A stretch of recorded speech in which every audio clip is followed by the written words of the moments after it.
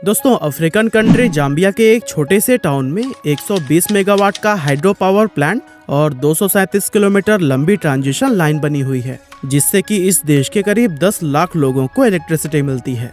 ऐसे ही प्रशांत महासागर के पश्चिमी हिस्से में गुआम नाम का एक छोटा सा आइलैंड है, जो कि साइज में हमारे मुंबई शहर से भी छोटा है। इस आइलैंड में अंडर सी इंटरनेट केबल्स बिछाए गए हैं, जिसकी हेल्प से यहाँ पर रहने वाले करीब 2.25 लाख लोग इंटरनेट यूज कर पाते हैं। और दुनिया की सबसे ऊंची बिल्डिंग बुर्ज खलीफा के बारे में तो आप जानते ही होंगे, लेकिन क्या आपको पता है कि इस बिल्डिंग को बनाने में करीब 39,000 टन स्टील रेबार का इस्तेमाल किया गया है, जिसका वजन एफिल टावर से भी करीब 4 गुना ज्यादा भारी है। अब आप सोच रहे होंगे कि भला मैं आपको ये सब क्यों बता रहा हूँ। असल में इन तीनों ही प्रोजेक्ट्स के अंदर एक चीज जो कॉमन है वो है टाटा, क्योंकि टाटा ही वो कंपनी है जिसने कि इन तीनों ही प्रोजेक्ट्स पर काम किया हुआ है। अब टाटा हमारे देश की एक बहुत बड़ी मल्टीनेशनल कंपनी है, ये तो हम सभी जानते हैं, लेकिन क्या आपने कभी इसके एक्चुअल साइज को जानने की कोशिश की है? नहीं ना? तो फिर चलिए आज के इस वीडियो में हम आपको टाटा कंपनी के रियल साइज के बारे में बताने वाले हैं, जिसे जानकर आपके होश उड़ जाएंगे। दोस्तों, जमशेदजी टाटा ने साल 1868 में सिर्फ 21,000 रुपए लगाकर टाटा कंपनी की शुरुआत की थी, और आज टाटा 154 साल के बाद 30 अलग अलग ज्वाइंट कंपनीज का एक ग्रुप बन चुकी है, जिनका कंबाइंड मार्केट कैप करीब 23.4 लाख करोड़ रुपए है। आज टाटा का बिजनेस सिर्फ भारत या एशिया ही नहीं, बल्कि दुनिया भर के 100 से भी ज्यादा अलग अलग देशों में फैला हुआ है, और इसके एम्प्लॉयज की गिनती 9,35,000 से भी ज्यादा है। मार्केट कैप के हिसाब से देखें तो टाटा ग्रुप की सबसे बड़ी कंपनी टाटा कंसल्टेंसी सर्विस यानी कि TCS है, जिसका करंट मार्केट कैप करीब 12 लाख करोड़ रुपए है। दरअसल साल 1968 में शुरू हुई ये कंपनी IT और कंसल्टिंग इंडस्ट्री को बिलोंग करती है, जिसका बिजनेस दुनिया भर के करीब 46 देशों में फैला हुआ है, और साथ ही इसके एम्प्लॉयज की गिनती भी 6 लाख के करीब है। अब पिछले साल यानी कि फाइनेंशियल ईयर 2021-22 की अगर बात करें तो उसमें TCS की नेट इनकम करीब $5 बिलियन रही थी, और इन्हीं सब चीजों के चलते आज एक्सेंचर के बाद से इसे दुनिया की दूसरी सबसे बड़ी IT कंपनी माना जाता है। अब आप में से बहुत सारे लोगों के मन में ये सवाल आ रहा होगा कि TCS आखिर ऐसा क्या काम करती है कि आज इसकी गिनती दुनिया की सबसे बड़ी IT कंपनीज में की जाती है। अब वैसे तो TCS दुनिया भर में कई बड़े बड़े प्रोजेक्ट्स को मैनेज करती है, लेकिन एग्जाम्पल के लिए हम आपको इसके इंडियन पासपोर्ट प्रोजेक्ट के बारे में बताते हैं। अब आप में से काफी सारे लोग ये बात जानते ही होंगे कि आज से करीब 15 साल पहले तक इंडिया के अंदर पासपोर्ट बनवाने में बहुत ज्यादा टाइम लगता था, लेकिन TCS की ही बदौलत आज ये प्रोसेस पहले से कहीं ज्यादा फास्ट हो चुका है, क्योंकि TCS ही वो कंपनी है जिसने इंडियन पासपोर्ट सिस्टम के इस पूरे प्रोसेस को डिजिटलाइज करने का काम किया है। दरअसल TCS हमारे इंडियन पासपोर्ट सिस्टम को वो एडवांस टेक्नोलॉजी और प्लेटफॉर्म प्रोवाइड करता है, जो कि इस प्रोसेस को तेज बनाने के साथ साथ इसकी ट्रांसपेरेंसी और रिलायबिलिटी को भी बढ़ाते हैं।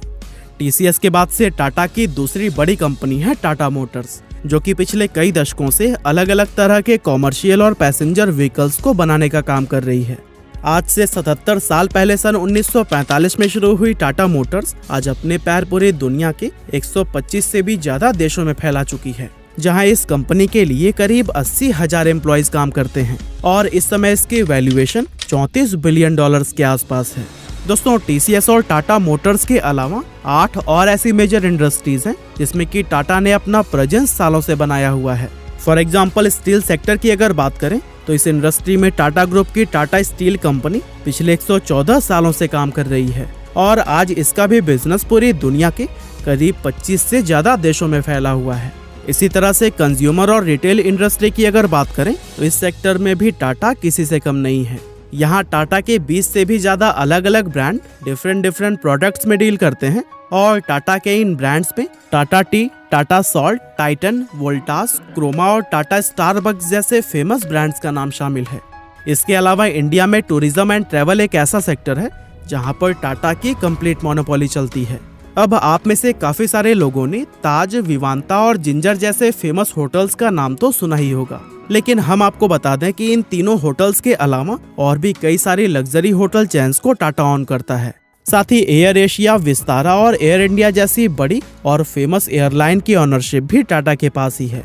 टूरिज्म एंड ट्रैवल के बाद से टाटा के लिए उसका अगला मुख्य सेक्टर इंफ्रास्ट्रक्चर है, क्योंकि इस इंडस्ट्री में भी टाटा ने बहुत ज्यादा इन्वेस्ट किया हुआ है। आपको जानकर हैरानी होगी कि Tata power, Tata projects, Tata housing और टाटा रियलिटी एंड इंफ्रास्ट्रक्चर ये टाटा की कुछ ऐसी कंपनीज हैं जो कि दुनिया भर में डिफरेंट टाइप के इंफ्रास्ट्रक्चर डेवलपमेंट का काम कर रही है। फॉर एग्जाम्पल जाम्बिया का हाइड्रो पावर प्लांट, जिसके बारे में हमने आपको वीडियो की शुरुआत में बताया था, उसे भी टाटा ग्रुप की टाटा पावर कंपनी ने ही बनाया है। और दोस्तों, इन सभी इंडस्ट्रीज के अलावा Tata finance, aerospace, defence, telecom, media और ट्रेडिंग एंड इन्वेस्टमेंट जैसे कई दूसरे सेक्टर्स में भी मौजूद है, जहां साल 2021 में अपनी इन सभी कंपनी से टाटा को कुल 128 बिलियन डॉलर्स का रेवेन्यू जनरेट हुआ था। वैसे आपको ये बात जानकर काफी हैरानी होगी कि टाटा के इस रेवेन्यू का 60% से भी ज्यादा हिस्सा इंडिया के बाहर से आता है। असल में इसका रीजन ये है कि टाटा की जितनी भी बड़ी बड़ी कंपनीज है ना, उनका ज्यादातर बिजनेस इंडिया से बाहर होता है। फॉर एग्जाम्पल TCS की ही अगर बात करें तो फिर उसके टोटल रेवेन्यू में इंडिया का कंट्रीब्यूशन सिर्फ 5 से 6% के बीच में रहता है, जबकि अपना 95% रेवेन्यू TCS दूसरे देशों से जनरेट करती है। और इससे ये बात साबित होती है कि जिस तरह की रेपुटेशन टाटा का इंडिया में है, वैसे ही मजबूत पकड़ इसने दूसरे देशों में भी बनाई हुई है। वैसे टाटा के ग्लोबल एक्सपेंशन और इसके इंटरनेशनल लेवल पर सफल होने का सबसे बड़ा श्रेय रतन टाटा को दिया जाता है, क्योंकि इन्हीं की ही लीडरशिप में टाटा ने सिर्फ 9 साल के अंदर 36 अलग अलग विदेशी कंपनीज को एक्वायर करके दुनिया को ये दिखा दिया था कि इंडियन कंपनीज भी ग्लोबल लेवल पर किसी से कम नहीं है। टाटा के द्वारा एक्वायर की गई इन कंपनीज में टेटली, कोरस ग्रुप, डाइवू और जैगुआर एंड लैंड रोवर जैसे बड़े बड़े ब्रांड्स का नाम शामिल है। और दोस्तों, इन सभी सेक्टर्स के अलावा टाटा ने ई-कॉमर्स इंडस्ट्री में भी अपने पैर जमाने शुरू कर दिए हैं। असल में टाटा को ये बात अच्छी तरह से मालूम है कि ई-कॉमर्स इंडिया के सबसे तेजी से उभरते हुए सेक्टर्स में से एक है। ऐसे में टाटा ऑलरेडी बिग बास्केट और 1mg जैसे ब्रांड्स को एक्वायर कर चुका है।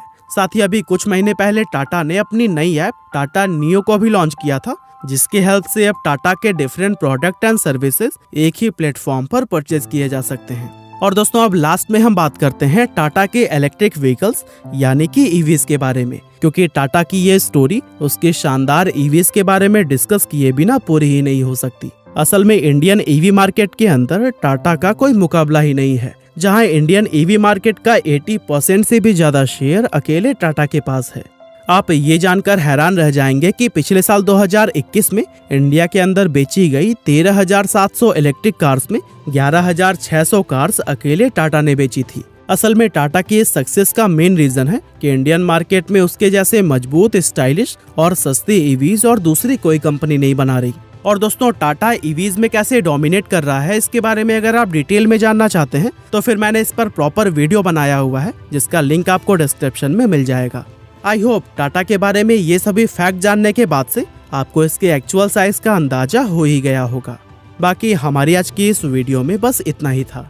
ये वीडियो आपको कैसी लगी हमें कमेंट करके जरूर बताइएगा। आपका बहुमूल्य समय देने के लिए बहुत बहुत धन्यवाद।